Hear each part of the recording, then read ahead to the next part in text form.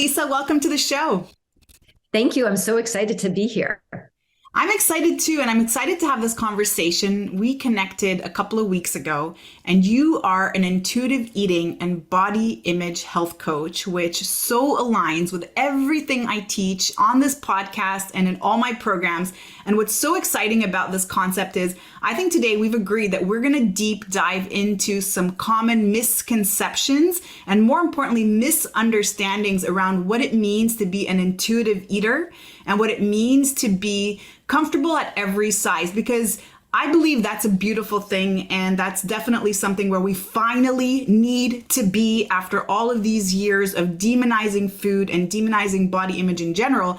But I think this important conversation must be had today because there's also this sort of sway towards unhealth and maybe promoting unhealth. And we just have to find that there's this fine line between the two, in my opinion. And I'm super curious to hear also about your opinion. And maybe today we can discuss that a little bit in detail and help anybody who's feeling confused, because Lisa, you know, the diet culture has made everyone so confused. There's so much information, misinformation, and many of us don't even know the difference between the two. Right. And when you hear something often enough, you believe it to be true, yes, even if you don't know where you originally heard it from. And because the diet industry is so wealthy and they have the ability to pump information at us relentlessly, we believe that their information is true because that's what we are seeing. And then there is this small subset that's starting to really speak louder and say, well, wait a second, that isn't really true. And there's scientific information to support the misinformation that is being out there. Right. And that's the danger, I think. And before we get into that, first of all, maybe I'll have you introduce yourself and then share a little bit as to why this work is so important to you and why you have chosen this to be your life's purpose. So first of all, I am Lisa Dahl from Lisa Dahl Wellness, and I am a health and I am an intuitive eating, mindful eating, body image health coach. And what that really means is that I support my clients in a non-diet, no rule approach to wellness. So I support them in helping them find awareness, create a vision of their best self, and then we focus on actions and behaviors to having them meet their goals of feeling well. So I have this fancy title, I have all this stuff, and all it really means is that I take that non-diet approach to health and wellness. So I am the person who you do not have to starve and eat that last supper before you meet with me on Monday morning. No judgment, all compassion. Why I do what I do is because if you are listening to this show, I am guessing that I was probably you at some point. And if somebody told me 6 years ago that I would be the person supporting you to not diet, I would have absolutely said, not a chance, not me, because I had been dieting since I am 12, 13 years old. That is all I knew. And when I shifted careers 7 years ago, I thought, oh, give me some education. I'm going to be the best weight loss coach out there. And when I started to work with my clients and started to feel the stress of the share your progress day, get on a scale, tell me how much you weighed, we would be having a great conversation talking about how well they felt, what they were accomplishing, how empowered they felt. And then they would get on the scale and they would feel disempowered and feel that they are, disappointing themselves, disappointing me. And I started to look at my own behavior. And when I was in my sweet spot, I would weigh myself multiple times a day to make sure that I did not, gain an ounce. And if I did gain weight, then I wouldn't eat well or eat much over a period of a few weeks so that I can make sure that I got back into that sweet spot. But there was a whole lot of mind drama and torture going on in between all of this, as well as self-worth and confidence. Because of my desire to support my clients and always be learning and growing, I came across a community and a book called Health at Every Size. And it shattered everything that I knew to be true about bodies. Smaller bodies are not better, happier, or healthier bodies. And from there, I learned about the practice of intuitive eating, which is a practice and not a diet. and how all of my food rules, all these things that I took such great pride in, and that people would tell me how great it is and how wonderful it is, and I have so much self-control and I have so much willpower, kept me really stuck and uncomfortable, and were really disordered eating patterns and not serving me well. And Health at Every Size, intuitive eating really shifted my life personally and professionally. It changed everything, how I show up for myself, and most importantly, in addition, how I support my clients. Wow, that is so, so powerful. And I'm so relieved for you. As you're just sharing your story, I feel this sense of overwhelm releasing from you as soon as you said, and then I found intuitive eating.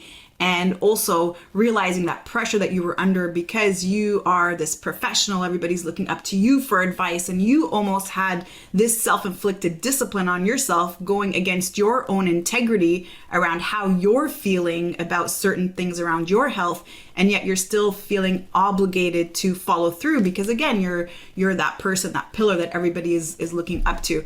And it's so interesting because as you say the word weight or the word scale, it's just, why has that become almost the groundwork for our measurement of what our progress is? And I've noticed this in so many people who are weighing themselves multiple times a day and not really coming down to the basic facts. I mean, if we were to count calories, I know neither of us do that, but the basic facts of, let's say, approximately 3,500 calories is 1 pound. And so if I've weighed myself multiple times a day and I see my weight going up and down a couple pounds, how can it logically be that I've consumed 3,500 calories or released 3,500 calories within such a short time frame for that to be impactful and even reasonable and logical? And yet this thing, Lisa, dictates our life. It basically decides for us, doesn't it? It puts us in that state of reaction of, I'm going to eat this, or I'm going to stop eating that, or I'm being good, or I'm being bad, correct? Yes. And when you put it that way, it just sounds mind-bogglingly insane. It's insanity. And, how many times have from my own experience and my clients, it's like you wake up in the morning and you make sure you pee, you make sure you go to the bathroom, you make sure that you're stripped down, then you hold your breath, and then you step on the scale. And you could have been in a perfectly great, excited, happy mood. And if it is 1 ounce higher than your expectation, your whole mental and emotional health goes right down the drain. The power of the scale, this thing, is insane. And when we understand, when we can shift our thoughts to go to that, this is not the thing of judgment, yes, that the number on that scale does not determine our self-worth, yes, that's when the magic happens. Mm-hmm. And one of the first things that I offer to my clients is to consider, to think about getting rid of the scale. Because as long as you are attached to that number on the scale, it keeps you disconnected from your mind and your body. Because as dieters, we take great pride in saying, oh, I'm not hungry, I don't need to eat breakfast, oh, I always skip lunch. And we have all these stories because we are so disconnected. And then we wonder why at 9:00 at night, we're eating out of the refrigerator and we're starving. And you can only deprive and restrict for so long before your body says, like, hey, this isn't going to work anymore. And my biological hunger is going to kick in, and it's going to be mean, and it's going to be fierce. And you are going to feel that you are out of control. Take that out of control and flip the story. Think about it that it is the diet that keeps you out of control, not breaking the diet, because when you no longer diet, you build the self-efficacy, the self-confidence that you can be the expert on you. You can honor your hunger. You can feel your fullness. You can decide what creates satisfaction. And you no longer need these unrealistic guidelines that there's no way that they can fit our entire population. You learn to understand what's best for your body, your here and now body. And that's where you get your freedom, not the chaos. Right. So good. So good. And I find it to be very, very scary for most people to actually grasp this concept, because you're saying stop being so controlling and restricting if you really want to stop the out of control behavior, right? And I absolutely agree. This is exactly where it has to start. And we don't understand that what we're doing by restricting more and more and more and making certain things good and certain things bad, what we're actually doing is creating a deeper desire for that thing that we are deeming bad. And so if we want to break that control, we actually have to allow ourselves to eat that thing, make that of equal value to us as an avocado or broccoli or anything else that we eat that we've decided is good or healthy for us, correct? Right. And so what's so interesting is the moment that we do release that scale, there is that almost that feeling of chaos, because if I don't know where I am, I'm just going to put on all this weight. I'm going to eat all the donuts and I'm going to be completely out of control. But really what it does is it creates that level of freedom. And that level of freedom also comes with just being okay with yourself and just accepting yourself as you are, where you are, in order for you to begin that work. And, you hit on a couple of interesting points, is that when you do stop the dieting, there is a period of time where you may feel out of control. And when you have permission to eat, it starts to shift everything, and it takes time to settle in. You might be dieting, listening to this, you might have been dieting for 30, 40 years. All of a sudden, giving yourself permission to eat, it's kind of known as like the honeymoon phase. Just because you've given yourself permission to eat doesn't mean that you have made the connection between your mind and your body. Mm. So when we're talking about the practice of intuitive eating, you don't just wake up in the morning and feel like I am a competent intuitive eater. A competent intuitive eater is not a perfect intuitive eater. So it's not a game of perfection. Mm-hmm. It is a game of, it's not even a game. I mean, it is experimentation. Mm-hmm. It is living in the moment. It is being aware of your thoughts. It is being connected to your body. It is understanding that when we're children and we're taught to learn a second language, we spend, days, months, years going to that class, learning the language, learning the nuances. We don't spend that kind of time in our relationship with our body. Mm-hmm. So we need to learn the language of our body. I refer to that as body speak. So it takes time to learn and understand how to break the rules and create practices that serve you. Mm-hmm. So it's not just, do this and you're going to be magically an intuitive eater. Mm-hmm. And it's really important to point out, because intuitive eating, that language has been co-opted by so much of the diet industry.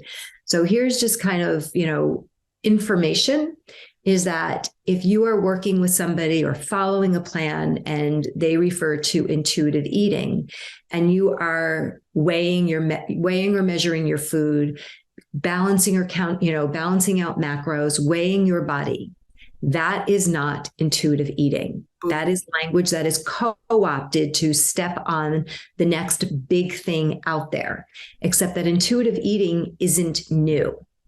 We are all born intuitive eaters. So if anybody listening has had a child or been a caregiver, and you're feeding a baby, and the baby will start to suck on their fingers or smack their lips, and if you're not clued in, they'll start to cry. Mm-hmm. And that's their way of saying, like, they don't know anything else other than to let their needs be known, that they're hungry. And you will either nurse or bottle feed. And when the baby is content, they will shut their mouth, they'll turn their head away. That baby intuitively knows that he or she is full. What we want to do is go back to learn those nuances in our body that tell us when we are hungry and full. And that baby knows satisfaction. That baby is being, perhaps snuggled or held or in a loving space. So their emotions are being met, their hunger and fullness cues are being met, and they are satisfied. How do we recreate satisfaction with our meals? Because when we're satisfied, we don't need to eat anymore. So good. I love that. And I love that you bring that in there, because it is so correct and a reminder for all of us to become aware of that it has always been there. Us being able to intuitively recognize our hunger signals and our satiety signals has always been there. And once we've introduced diet culture, that's where the signal got blocked and interrupted.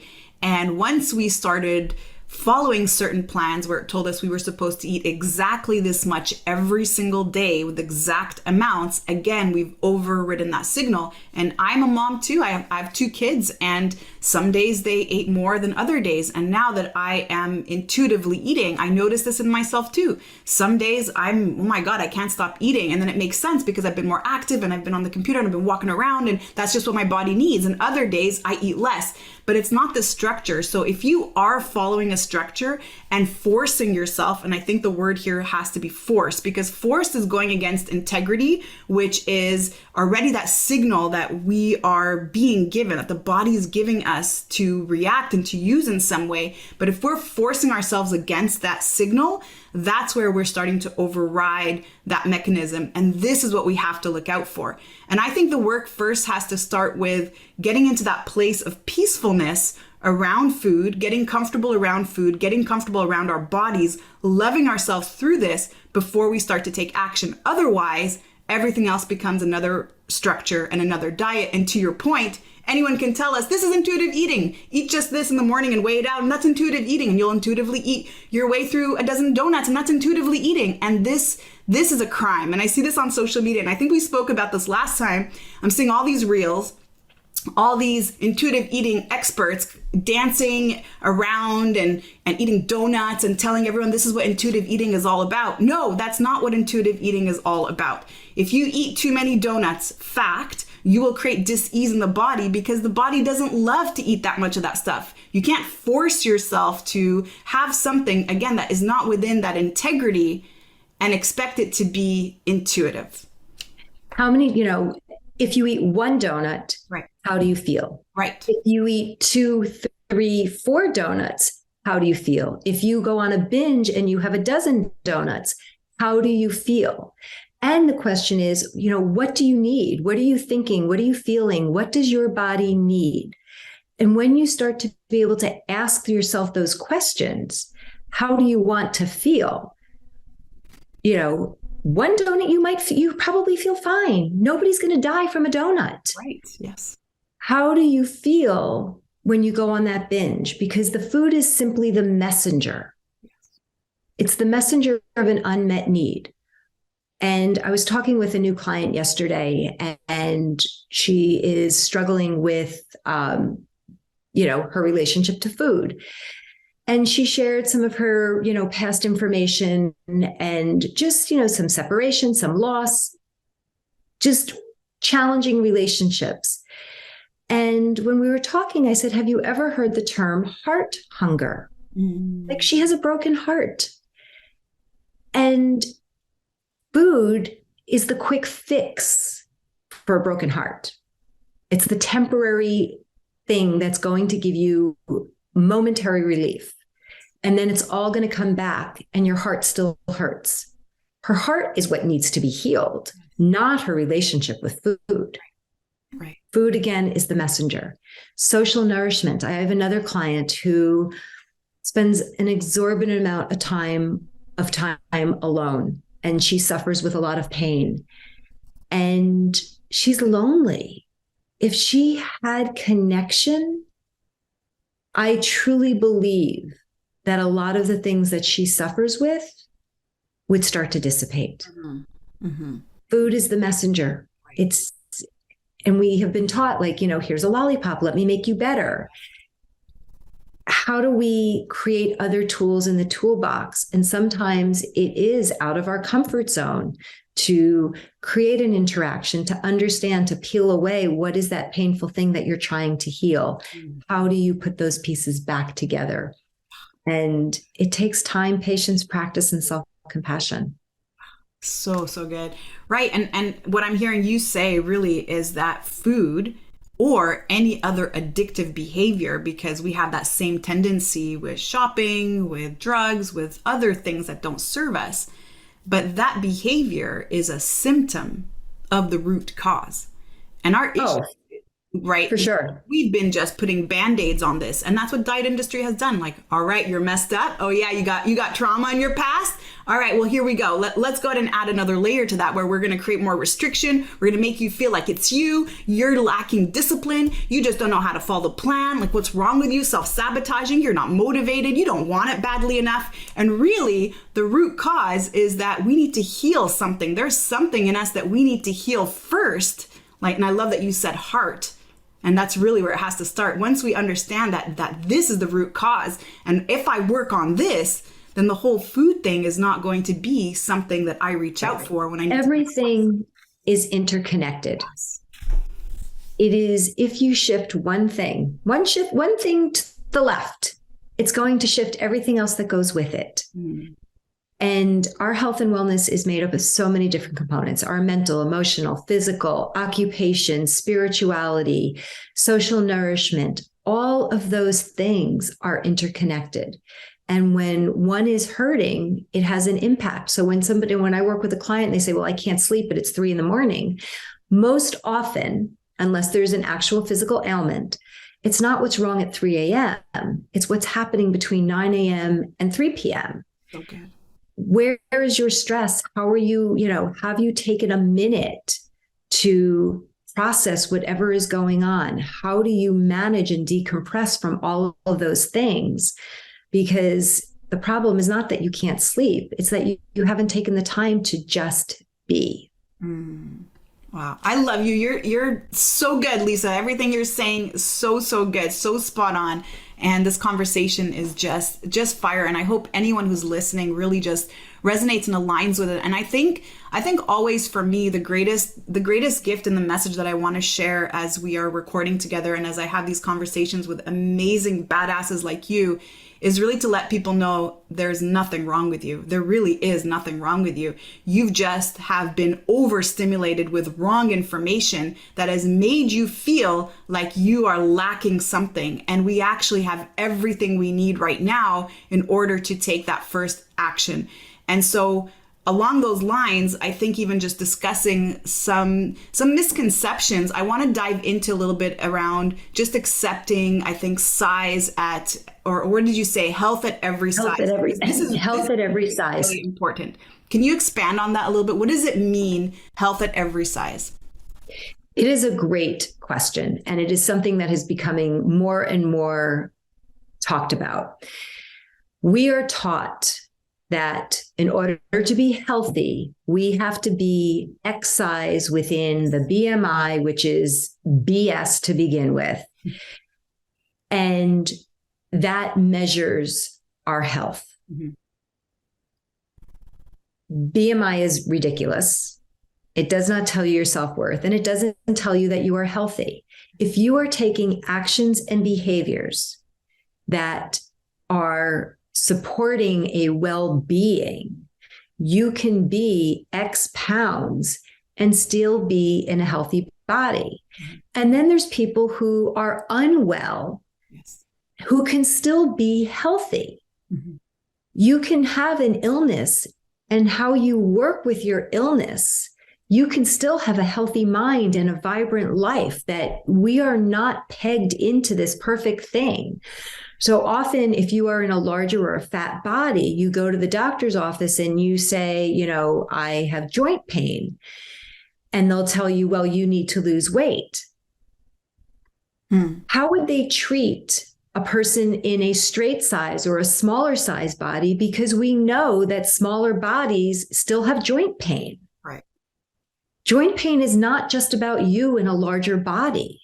How do we create that acceptance? What does your blood work look like? Not the number on the scale.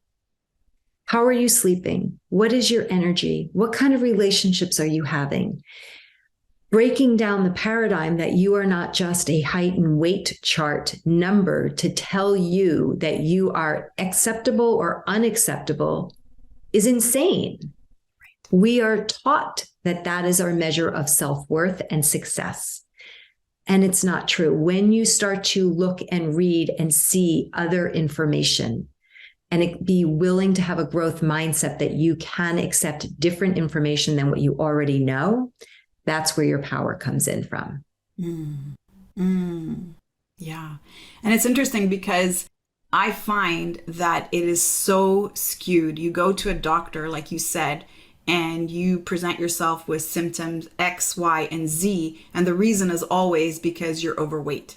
But you could have the exact same symptoms and be a quote unquote normal BMI, which is just a ratio of your body weight and your height. And you could have that normal BMI, and the issue will not be your body weight. In fact, he's going to be confused. He's not going to know what the root cause is.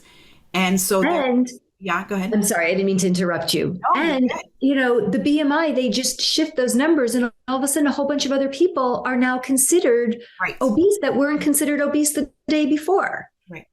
So go ahead with your thought. I interrupted you. No, you're good. I think we're both super excited to talk about the same thing. And it's incredibly frustrating for me because I don't even think that we understand what health means. And I had this aha moment some weeks ago, and I was reading a lot and putting together a lot of my notes. I'm preparing for a retreat I'm offering this November in Costa Rica. And I was like, well, what is health really? Because health is not like fitness. Fitness and health are two completely different things. Fitness is more like a measure of your performance and what you can do. Whereas health, I mean, how can we be in good health if, let's say, all of our blood tests are coming back okay and there's nothing wrong with it? But health is different for every human being. Yes. What I view as health and what you view as health could be very different things. Mm-hmm. Where do you live in the world? What do you have access to? What is your lifestyle? What is your finances? What are your economics? What is your food security or insecurity? How do you be? We all have the choice to be as healthy as our bodies will allow us to be. Mm-hmm. So going back to what I said before is that if you have an underlying illness, let's say that you have cancer, you can still be healthy. Yes. With that underlying disease. Right. How do you be as healthy as you can be within that scope of what your body is doing? Mm. And, when we're talking about health at every size, we are talking about what is best for your body. And it's not judging it based on its size. It is judging it based on the actions and the behaviors, and that you get to choose how you want to show up and the healthiest that you want to be. And you can be just as healthy in a larger body. Agreed, 100%. And I think it has to come down with, I think, and just the definition of health is not necessarily, it's not a number. It is not a value. It's not something that we assign to anything, but instead it is a relationship balance that we have between the relationship with our body, the relationship with others, and the relationship with ourselves. Because if we have a healthy relationship with our body at every size, accepting ourselves as where we are, what we would do for ourselves would look a lot different than if we were punishing ourselves with restricting our food intake or forcing ourselves to exercise. And if we are healthy on paper because our blood tests came back great, I exercise, I eat well, but I have poor relationships, well, that's going to create a lot of mental issues for me, and I'm going to be suffering in a different way. And if I don't have a positive relationship with myself, my consciousness, my spirituality, and even just my unconscious mind, understanding my programming, understanding what drives me and how I view this world, again, if there's no balance between those three fundamentals, I think that's where we can become unhealthy. And so it's not a variable, it's not a measure, but it's our relationship, our interaction that's constantly in flow and in movement and constantly needing work that we need to maybe shift our focus on in order to understand what it means to come to good health. And health and wellness is a moving target. Yes. You and I talking could be in quote unquote, for individuals, our idea of perfect health, whatever that looks like. I could walk out of where we are and I can walk down the steps and break my ankle. All of a sudden, my whole vision of health is very different than it was 30 seconds ago. Right. I host a TV show called Getting Healthy Without Rules, which is about a non-diet, no-rule approach, and that health and wellness is a moving target. How do we make the best choice with the information that we have right now? And I strongly support that we need to be present, flexible, and resilient. So good. How do we bring in self-compassion of wherever we are? Because beating ourselves into submission hasn't worked. Imagine if you flip the coin and you start with acceptance and curiosity, how far you could actually come. Because self-kindness has been belittled. Oh, you're never going to do anything if you're too soft on yourself. Misconception, misnomer, rhetoric. Self-compassion and taking actions that make you feel good is a gift that's going to help you change. Okay. So good. So we're comfortably having this conversation now, Lisa. We've through our experience, through our own struggles, through working with our clients, and through just suffering ourselves through this exact topic that we're talking about. For a person who's listening and saying, yeah, so easy for you to ditch the scale. So easy for you to be an intuitive eater. You don't know what I'm going through. It's been my whole life since I was a kid. I've always struggled with my weight. I've always struggled with my body image. I was teased when I was a kid. For a person who's listening, who's not feeling like this is possible for them, that they can get into a place where they can intuitively connect with the signals that the body is constantly giving, what would you say is the best way to get started? Well, first of all, I hear you and see you, whoever you are, and that you are absolutely not alone. And I may not be you, but I have been parts of you. And the first step that there is no best first step. It is about understanding where you are. And when I work with my clients, I meet them where they are. So your first step may be very different than somebody else's first step. In general, I think it really begins with being willing to have an open growth mindset, to accept that there is another path than the one that you are presently on if it is not working for you. Oh, so good. You made me so emotional because we are all so connected. And I believe that there was a reason why we met, and there's a reason why we're having this conversation. And this work is so incredibly important because I have seen, and I know you have too, not only your own suffering, but the suffering of so many people, amazing people who have the most epic life, and they cannot accept and honor that life because the diet culture has trapped them into believing that their self-worth is that number on the scale or the way they look or what they can fit in. And, we see snapshots of people's lives, like social media, magazine cover, all these things are just somebody's best highlight of that moment in time. We don't know what's behind somebody's thoughts. We don't know what's going on in somebody's eyes. When we, years ago, before I shifted careers in my focus on that non-weight loss journey, I would see somebody's before and after picture, and I'd be the first one cheering them on because I thought that was so important. Now I know, sadly, that before picture and the after picture, that the before picture is going to be the after picture because it is not sustainable. It's just so important to understand that when you make changes, you want to make changes that are sustainable. Asking yourself, can I do this for the rest of my life? Can I restrict ice cream for the rest of my life? Is that what you want to do? I know I did it for years, and you know what? I love my ice cream. I am so happy to have it.